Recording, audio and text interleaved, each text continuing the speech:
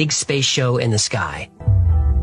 He discovered that NASA and a few intelligence agencies developed the technology to project 3D holographic images into the sky. I say into because the system uses a combination of satellites and ground-based systems to manipulate the ionosphere. You don't need a screen.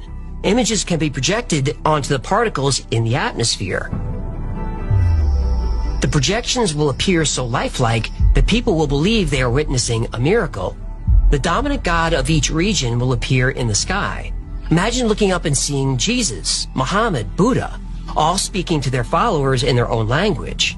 Their God will tell them their beliefs are all wrong, then will slowly morph into a new God.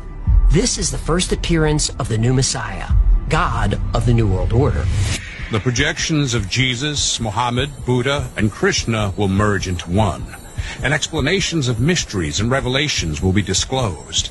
This one God will, in fact, be the Antichrist, who will explain that the various scriptures have been misunderstood and misinterpreted, and that the religions of old are responsible for turning brother against brother and nation against nation. Therefore, old religions must be abolished to make way for the new age, new world religion, representing the one God Antichrist they see before them. Debunking old religions will be enough to convert some people to this new one. Giant deities appearing and then converging into one Antichrist will convert a lot more. But these technologies won't work on everybody.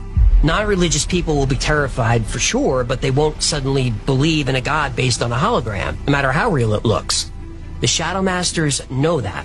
The Shadow Masters know that to create a one-world government and single religion, they need 100% of the population to believe. But you can't force a religious belief on somebody. They need to make the decision themselves, or at least be convinced they made it. The elites know this. That brings us to step 3. If you're not convinced by what you see, they'll use technology to broadcast the message directly into your brain. You may not realize it, but this technology is being used on you right now.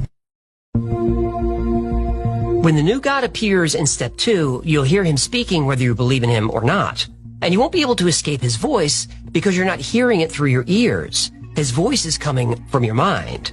The third step of Project Bluebeam is mind control.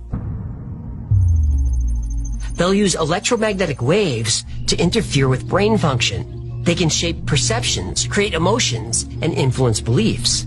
The third step in the Bluebeam project uses electronically augmented two-way communication, where ELF, VLF, and LF waves will reach each person from within his or her own mind, convincing each of them that their own God is speaking to them from the very depths of their